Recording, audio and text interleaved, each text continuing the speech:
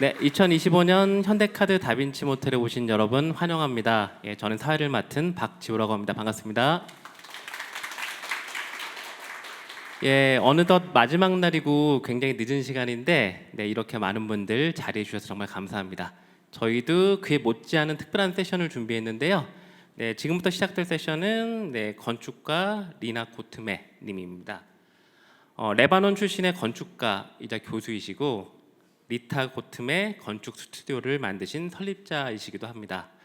아직 국내에서는 조금 생소할 수도 있는데 세계적으로 굉장히 유명한 건축가이시고요. 얼마 전 국립대형박물관 서측 갤러리 재설계자로 선정되어서 세계적으로 큰 주목을 받고 계신 그런 분입니다. 작품도 대단한 작품도 굉장히 많으신데 몇 가지만 제가 살짝 언급하고 소개해 드릴게요. 먼저 레바논 베이루트에 지어진 스톤 가든. 내전과 폭격으로 상처 입은 도시의 기억을 보존하면서 새로운 주거 공간으로 재탄생시킨 명작이고요. 두 번째는 에스토니아 국립박물관. 옛 소련군 비행장을 문화의 공간으로 바꾼 이것도 엄청난 작품입니다. 세 번째, 런던 서펜타인 파빌리온. 아랍권 전통 모임 공간인 마즐리스에서 영감을 받아 원형 구조의 지속 가능한 재료를 활용한 명작입니다. 작품마다 특히 기억, 도시와 사람의 기억을 반영한 건축물들을 지속적으로 만들고 있다고 하시는데요. 지금부터 저희 리나 고트메 님만의 건축 철학을 들어보도록 하겠습니다. 여러분의 큰 박수와 함께 모셔보도록 하겠습니다. 큰 박수 부탁드리겠습니다.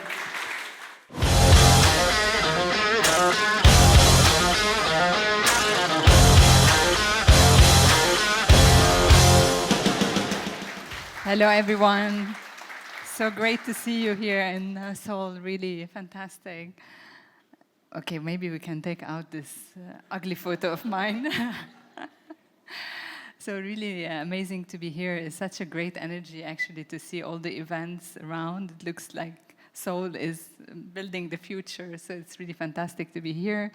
And today I really want to talk about the way we do architecture, but more through the lens of a specific subject, like what could be enchanting spaces. And I will introduce the last project that we are working on, which is the British Museum, but also talk about other projects. And the question is like, what is enchanting spaces? I think one of them is really the space we are here in, because it allows you to, have a break from your ordinary life, but also you're delighted in that space and that new context. So when we're looking at that, enchanting spaces, they ground us, they link us to our history, but also they are spaces that delight us, that anchor us. I would say sometimes in earth, because earth is what we inhabit all as one community, actually, and as one ground that we share. And we'd like to think also that enchanting spaces link us to nature. So they allow us to think that we are part of nature. They anchor us in the ground, like an archaeology. And they remind us, like scientists say, that we are actually more microbes than we are humans. And it's really fantastic to hear scientists tell us that we're more, 40% of us is more constituted of microbes than of human cells. So how this thinking actually ground us and makes us, in a way, think of architecture, and especially the way I practice architecture in my studio, as an act of emergence, not like something that you are putting in a place, but that emerges from the ground and comes from the place in which we are building. And in this way, actually, architecture solicits our memories. So when we get in a place, we feel emotions, and that's because it's a process of thinking of design as an archaeology, as a research one, that tries to question many things at the same time. So not only a sketch that becomes an architecture, but also questions, references, histories, building with model, and placing architecture somewhere between archaeology, between nature, between humanity and the future. When we talk about archaeology, because it links us to the past, it links us to history, to what happened before, and why we're building what we're building. Humanity, because it's about inclusiveness, about the world in which we are and diversity of it, but also nature, because nature has constantly beauty and allows us to be meditative, to capture this thing that we don't understand. And future, because every act of architecture should be an excitement about something new that is happening and that allows us to discover originality.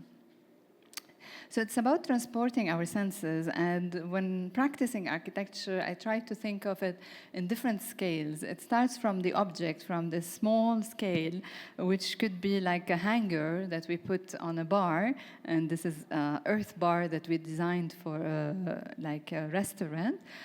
Or a chair, like really the way you touch the chair, the different details in it, its capacity of linking to our bodies, and how those elements become a space. And we try in every project like to bring this sense of materiality, this sense of touch in the material that surround us.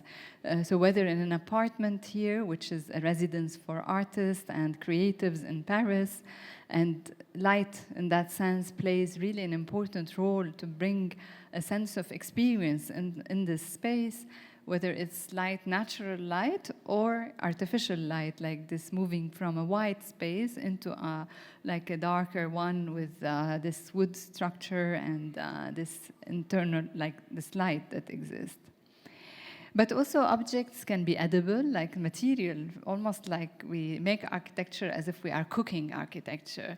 So making glass, for example, with an artisanal brick maker and allowing that to be part of a chocolate make like a boutique, and he makes these amazing big chocolate penguins that are not edible, but you can if you want. And it's also really from these objects is about drawing. Like as creatives, we need to draw, and drawing is so important. Although we can do things by computer, but sometimes drawings is really allowing you to connect with what you are designing, and it creates these intuitions that with research become thicker and make more sense. Like this drawing for the Serpentine Pavilion that became a building. Or like an exhibition that for a textile maker, where I started doing these watercolors, thinking about the design of this exhibition. Moving on a different scale, when we're thinking about enchantment, maybe an exhibition can sometimes allow you to meditate, not only understand the object. And this is what we try to do with this exhibition of Olga de Amaral, who is a textile artist. She's Colombian. And Olga de Amaral is 92 years old. She's a Colombian artist. And she spent all her life doing these kind of amazing big fabric work. And fabric art during decades has been disregarded as a form of art, because it was considered to be like artisanal. It's maybe done by women, so not as elevated as abstract art. And here the idea was, how do you bring another perspective to this art and allow it to become much more understood as a contemporary figure? And with that, we brought these big boulders inside the space, almost like a garden inside the gallery, and connected this inside to the outside, and echoed also the landscapes of Colombia that are made with these rocks. Olga de Amaral also works with these threads, like as if they are like suspended reins or like threads of color, as if the ceiling is raining with colors. And here I decided that this should be like more suspended in the ceiling and like englobing us with these lines. As you move down into the basement, this is a spiral, and basements are always places that are cocooning.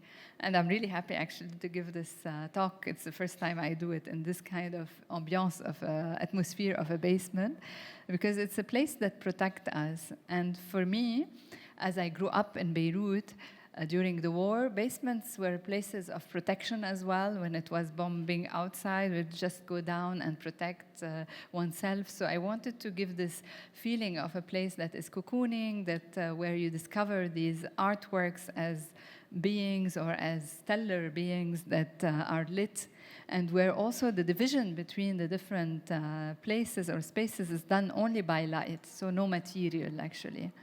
And as you move forward with this exhibition, you enter the last space, which is done with these, which is more of a round space, and it's really like this kind of womb-like space.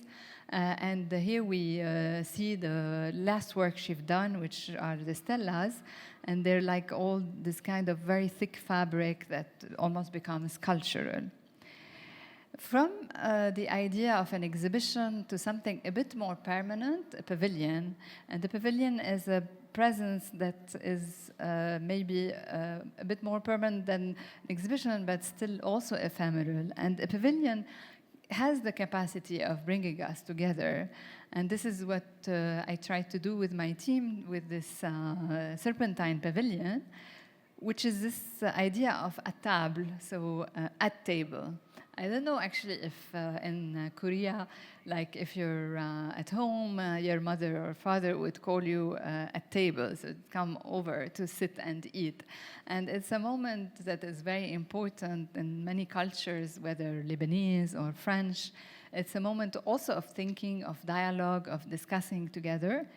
And that's what we wanted to do with this pavilion. And it's a place where we come together in a circularity, and also that echoes so many of the research that come behind this project. So looking at how we react with architecture that is linked to the nature that is surrounding us, and how the structure of the pavilion can echo also the structure of leaves from nature, like almost done with very simple like beams that are suspended and that are anchored with column structure, and that array and become like special form.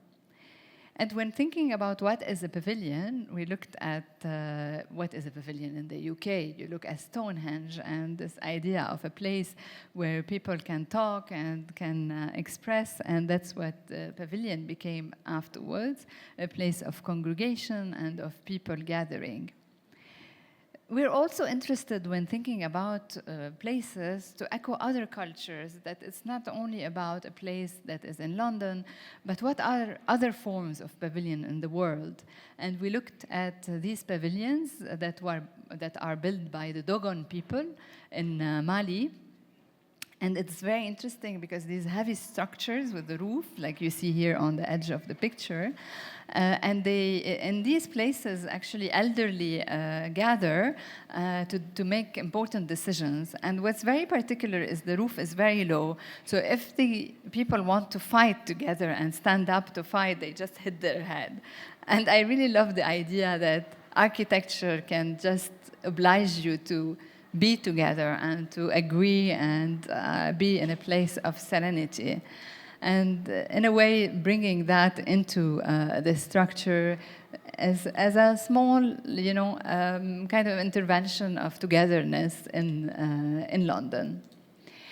And in a different manner, like a pavilion can also be about transporting us into a dream or into a space that echoes different cultures. And this is what we delivered for Osaka. And this is the Bahrain Pavilion in Osaka Expo that is currently actually in Japan. And the title of this pavilion is Connecting Seas. So how do we connect different countries? What is the common thing or common thread between two countries, one in Japan, very close to here, and another one much further, which is close to Saudi Arabia, Bahrain, that you see in circled there. But both have commonalities. One is a small island in Bahrain, and also Japan is an island. So there's this relationship to the sea. And the pavilion is positioned inside this ring that is done by Japanese architect Su Fujimoto. And we see like in there, all the pavilions look like these kind of anonymous boxes, and we wanted the specificity to our pavilion that maybe echoes the boat and the travel and the connection between seas, but also boats that we see in Manama, which is the capital of Bahrain. And they are very known with these traditional boats that are left like under construction. And I don't know if you've seen boats under construction. They're really magnificent structures that are like skeleton-like. And you have this woodwork that is fascinating. And the pavilion for us echoed this kind of under construction boat. And with all the wood, we used like regular in the market woods that are unengineered in a way that we can disassemble the whole structure and reuse the woods. And then it becomes like a space and a boat like that echoes movement through the way it sits in the expo. The inside also is a place of exhibition, so we can see like immersive exhibitions of smell, and the whole inside is about like a sail of the boat. It's like like very small, but really like a generous space that allows multiple perspectives within this hallway. But also it's an immersive projection here inside, so we understand the history of Bahrain once we enter into that space. And here we see like how it's used today also with ceremonies, and I just got back actually from the ceremony and celebration of National Day there. And this is at night. When we talk about pavilions, maybe let's become a little bit more permanent and into a scale of the house that can embrace us and enchant us. And this is a small house in Japan, and how to build actually history in such a small house, which is almost 150 square meters.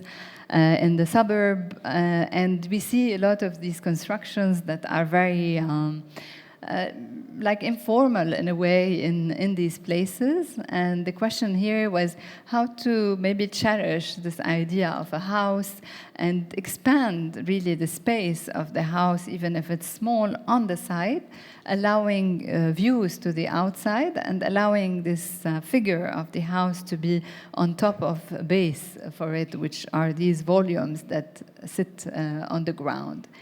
And within this small space, by creating these windows, basically the space expands and becomes part of nature, and the small space becomes much larger. And with wood, it kind of creates this intimate spatiality also within the house itself. Housing can become bigger, like a tower, for example, in Beirut. And Beirut, who lived a lot of wars and like still living a lot of instabilities, the role of a tower maybe is to reconcile us with the past and with the history of it. And this tower in Beirut is really about relationship with the context, how to anchor it in the place in terms of architecture, but also allow it to talk about the events in the city. The city of Beirut is constantly under construction in a similar way, actually, that we see in here. Like you can see these historical buildings, like these tiled roofs, houses, and then you have towers that are mushrooming. The history of the city is disappearing along the time. And how to build something that is not just another glass tower, like something that is anchored in its place. And also talk about a city that is in intensity. Although there is a war there, you can party like you've never partied in Beirut. It's really very intense life there, and people want to live to the extreme because it's always a place that is on the edge. Meanwhile, also the memory of the city had disappeared. Like this is a photo of the city center of Beirut that was completely demolished after the war. And we forgot, actually, this has been renovated very quickly. And the only things that still remain are these photos of photographers like those of Fouad El-Khouri, who happened actually to be the client for me for this building. And Fouad El-Khouri, he took like these photos where we see Beirut demolished, we see it eaten up, and we see like us humans becoming like our buildings, very frail, very fragile. So when living this context, how can architecture really talk about that, where the opening becomes about fragility, becomes also about the strength of being, but also about life, especially here. And the opening is also almost like a frame, framing the city, like almost like a picture inside the space. So every frame is giving you a different view of the city inside, almost like a photography, and allowing the dwelling to become almost like a movie while you are living. And the building emerges with these multiple windows from the ground. And we wanted that this building really is about the ground. So I started thinking how to make it the whole skin artisanal by the hand of all the workers that are coming from war and they are working on these sites. So all this facade was made by hand by projecting plaster and then chiseling the whole facade with a comb. Like we are almost doing earth, like chiseling earth, or like allowing it to prepare it to plant. And then in these windows, life happens with nature. So the workers were really part of the emotional process of making architecture, and nature really inhabited those loggias that are no more balconies, but are inward spaces that have different scales of nature. You know, sometimes we build for humans, but how about building for nature as well, with its different scales, whether like planters or like a tree, or like allowing these scales to coexist in architecture. And in a way, the building really is anchored in the ground through that nature that also frames the outside. I really like this photo because here the window, it looks like a painting, but it's actually a window to the outside. So this idea of how to frame the outside in the space, and then the entrance is this kind of like embracing place. And the building, after the explosion of 2020, had resisted, so it didn't get demolished. I don't know if I guess you've heard it. It was one of the largest explosions in the history of Lebanon that had happened in the port, and it blew out almost half of the city. And it started on those silos here and demolished the whole like port area.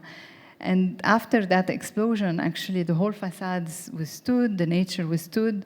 Of course, all the windows, all the inside of the spaces were completely demolished. But in a way, with this work with the hand, while all the buildings that were cladded were completely broken up, somehow the building really talked about Beirut and talked about its context through its architecture. And still people enjoying almost sleeveless next to the building outside. And from this tower of housing, towers can be also places that allow us to get closer to nature. And this is a tower that we're doing in Toyama in Japan. And it's part of a whole development that is led by Goldwyn. And it's really in Toyama, Nanto City, you see all these traditional houses. And it's really part of the Satoyama feel, like this idea of living close to nature and understanding nature. And it all reminded me when designing this project of the Miyazaki cartoons that I really loved. So we started thinking of, for this observatory of nature, what is an observatory, and looking at different forms of observatories throughout history. And we discovered that actually observatories mainly have very round form, and it's about really observing the sky and echoing nature. And we started iterating different models, different forms, looking at how this can echo maybe a tree, Here I show you different tests of models that just like really with very simple material just to make our imaginary open. And then I remembered when I visited the site that there was this small, knot that I picked up. I thought maybe this building has to somehow echo this idea of a knot that is just with spiking out like a tree and allowing us to go up into the sky as if we are climbing a tree house. And then as we climb up, we have a library, we have a small spaces that we discover, or we just see the outside. Industrial places sometimes are places that are remote, that are like metal, built in amazing like landscapes, but they're always not taken care of. And we thought that maybe industrial places have to be places that make us want to go to work. And this is what we tried to do for Hermès and for this manufacturer that we built in Normandy. And it's about bringing dignity back to this function that generally is disregarded. And it's always built in this naturalist-like places. And we see here in this context, there's a chocolate factory that is completely in metal. And the idea is how to echo what is the hand doing inside these places, like working with leather and with material, and thinking what can we construct with for this manufacture. And we discovered that very close to the site there are brick makers, artisanal brick makers. And in addition to being wanting a beautiful building, we wanted really that this building is a low carbon, energy positive building, so very sustainable. So how to build sustainably with local resources? So we took those bricks and built these bricks with the earth of the site and manufactured 550,000 bricks with the artisanal brick maker, who never did this amount of bricks actually to build the building, and who at the beginning was very happy, but afterwards was very tired with his team. There were like 20 people working on those bricks. And then we did them all artisanally by hand, dried them and basically cooked them. And when we were on site, discovered that actually there is no more masons. They don't know how to build with brick anymore. So we started also training the artisans to build with brick and to revive that knowledge in a way. And at the end, they were very proud that they know how to build with brick. And when we see the construction site, it was all done with this natural material and done brick by brick. And the arches are also the natural span of a structure with bricks. So it's about also that idea of structural integrity of an architecture, but also echoing forms, because the building itself is made to do saddlery, so echoing this idea of the gallops of the horse. And really that movement that could be embodied in architecture and in the form of the facade. So funnily enough, at the end, with these arches, with all the molds that are used for the making of the leather, there's a sense of curve, there's a sense of arches that we constantly see. And people are really working happily in the place, because places and architecture affects our moods and our way of being. While we enter into the building, it's not about entering immediately into the inside, but entering into the outside, into a courtyard, into nature, before coming into the building itself. And the whole site was done with the earth that we excavated from the ground and used it to make all the landscape. So no earth was moved, everything stayed in the place, which made it much more sustainable as well as a construction.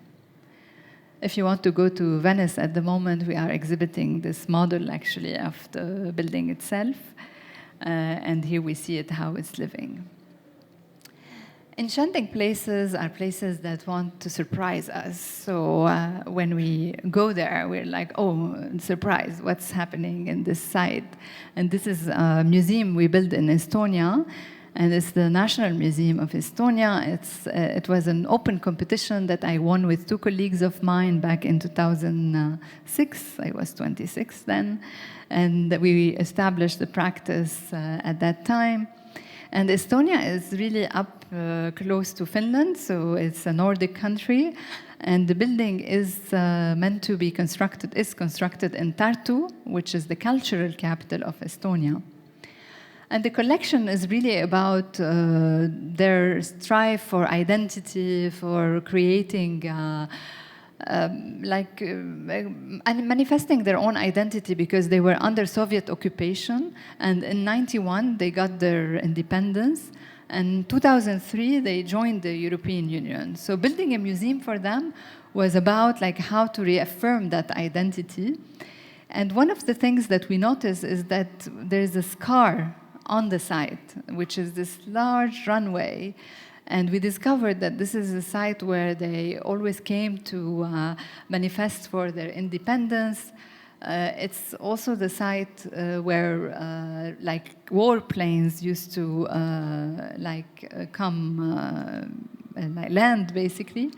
And we thought how to connect that museum into that site. So instead of having an architecture that just sits independently, really allowing architecture to be part of the site itself and continuity to that ground, and also to transform it in a way to become much more vocal and much more about land art or regenerative architecture instead of being an object sitting in its place. And all the inside of the building is about this generosity of spaces that allow different functions to happen, or exhibitions to occur, or cultural performances to be part of the making of the identity of Estonia. And we see also that inside the material is echoing local materials, and the facade of the building is like a skin that has these patterns that echo all the knitting that women were doing as a way of resisting occupation during Soviet times. So the body of architecture is one that really echoes as well the context. And on the last project is how a museum can also remind us that the world is an extraordinary one. And here, working on the British Museum is really working on a collection that comes from the whole world and is centered in that place in London. But it's also working in a place where you question why this collection is in London. And here, the challenge is how do you show actually the origin of the collection? How do you sometimes talk about difficult conversation, about provenance of objects, about colonial history, but also allowing an extraordinary place to emerge. So for that, we started digging into the history of the museum, the architecture of the museum, and what's the genesis of the British Museum is really the grand tour, which was carried by a lot of the founders of the museum, and it was a transformative experience for the elite, and it was a fascination with ruins at that time.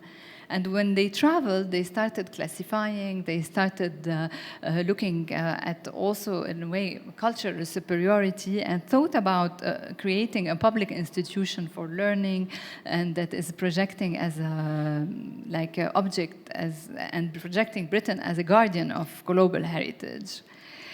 And at the same time, there was this timeless symbols of beauty that were embodied through the objects that were collected. So the architecture of the British Museum that was built by Robert Smirke is this kind of nostalgia to this ruin, classical ruin, or Roman temples and Greek temples. And it really sits there as a kind of nostalgia for those other places. When we were building this project, we're thinking, how can it be a museum for the world? And how can this exist in this building that has transformed? And we looked at how the building transformed throughout time and noticed that bit by bit, actually, the building got bigger and got really almost like suffocating. So the question is, how do we bring space? How do we bring air again into the building? and allow this space that is a ground for years of human and cultural history to exist. If you've been to the British Museum, this is how it looks at the moment. So sometimes you have ventilators on the ground, people sitting everywhere. So it really lacks direction and, let's say, quality of space.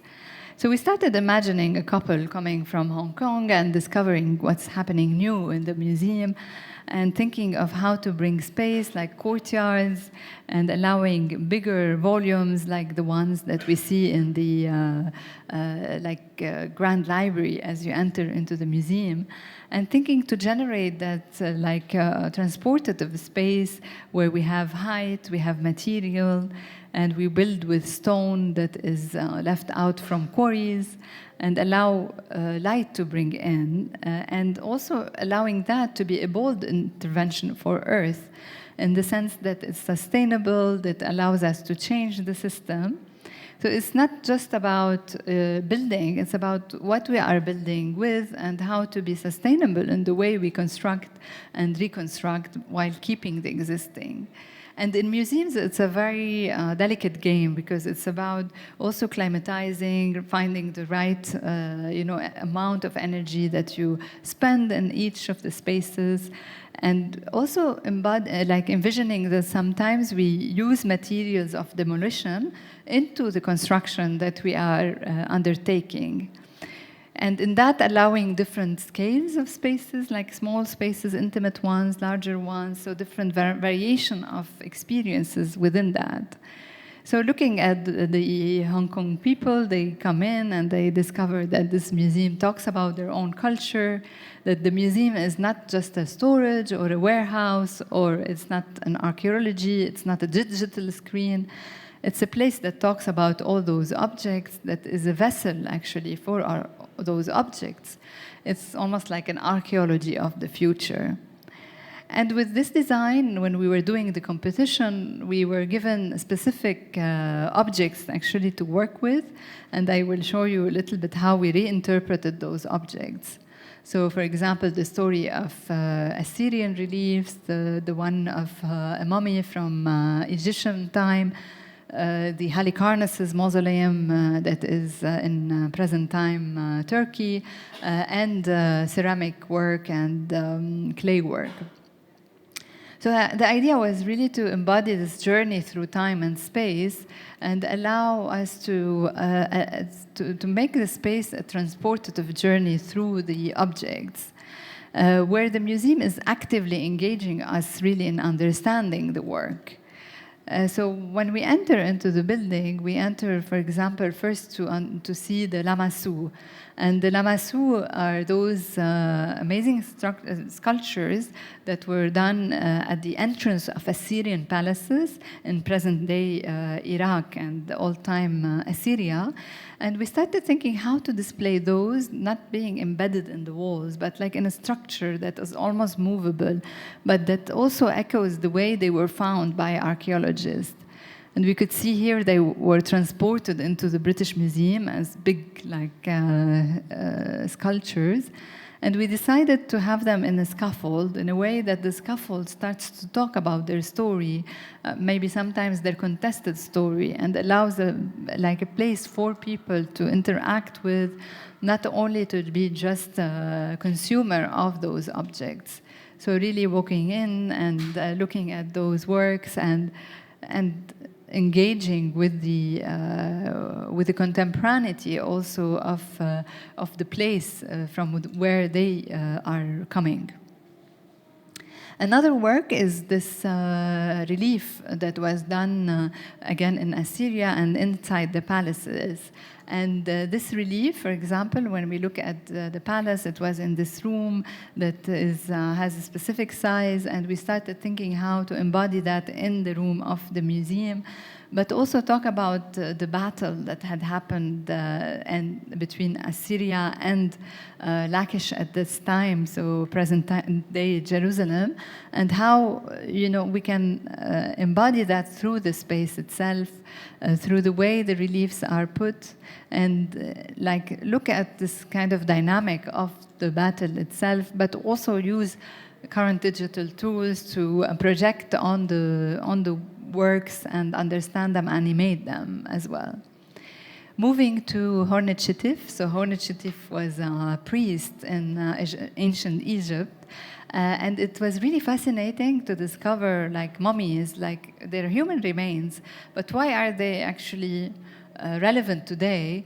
Was that you can understand really the whole geography of the time through the body of the priest by analyzing the remains and understanding what they have eaten at that time, even if he had fractures. So really today technology is allowing us to better understand our history. But also there are wonders in the coffin itself. So the coffin is decorated with the goddess Nut, and it was believed in ancient Egyptian times that there was this like figure that guided the priest in the afterlife. And we wanted that the whole space of the display of Hornechitif becomes echoing this goddess, but also that the coffin itself was almost like an echo of the Karnak temple itself. So really this kind of verticality with the glass that covers intimately the body of Hornechitif, and that allows the public to engage with it even from far away or closer to the place itself. And in the idea of tombs, so there's the tomb of Hornechitif, but also the tomb of the figure of Halicarnassus, because Halicarnassus was also a form of a tomb that today we see the remains in Bodrum in Turkey. And here we wanted that the whole space, the volume of the space, reminds us of the mausoleum itself, also with the positioning of the different objects that exist. What was very fantastic about Halicarnassus, this tomb, is that we don't know actually how it was exactly in terms of form and shape. There are so many speculations about it, but we know that it was a big structure that was governing the city of Bodrum, present-time Bodrum, and that overlooked the sea. But also when we look at today, it's just a site of archaeology. So we wanted also to echo that site, that contemporary site of archaeology that exists today, like this ground that is under, just left out, where all the objects are in the British Museum at the moment. And in a way, this kind of a ground becomes a stage for manifestation, for exhibiting the different versions of Halicarnassus, maybe education as well, allowing this connection to contemporary art, all while talking about history.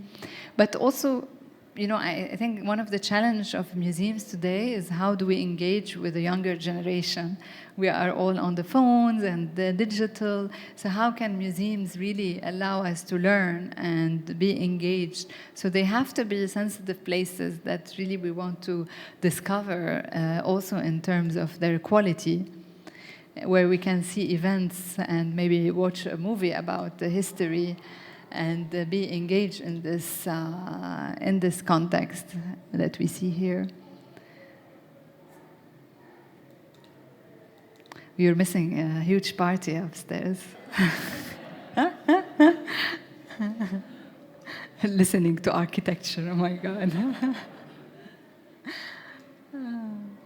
And then also, so we were interested to look at, like the museum is really about understanding that the whole world is connected, that there is no one advanced civilization, that throughout history there were so many different civilizations, and they are all running in parallel and all talk about intricacies and advancements.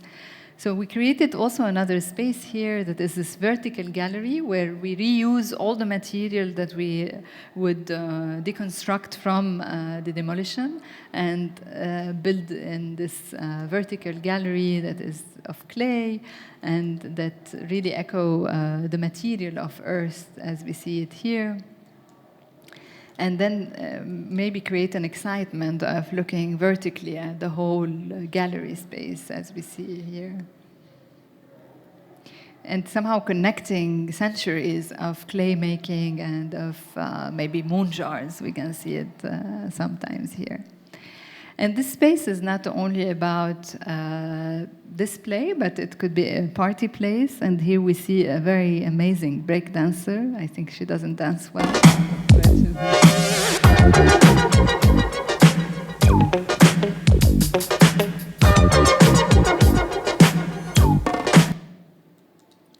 Maybe she dances better.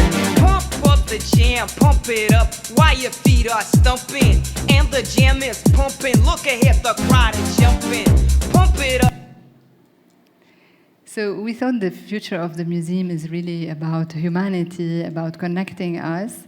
And I will finish this talk also with this movie where you can see how we... It doesn't want to display, but you can see it in published. Actually, is really how we reimagined that space. So, just to conclude, what could be enchanting spaces? So enchanting spaces are really places that can be extraordinary, magical, they're captivating. They allow us to see the world differently with a sense of escape, of renewal. They are crafted with love and care. They solicit our memories, profoundly link you to what you cannot explain and that we constantly seek, which is beauty. And ending with that is a teaser for a new project happening in Seoul. I hope you will all go see it in a few years. With a Hyundai card, of course. Thank you so much.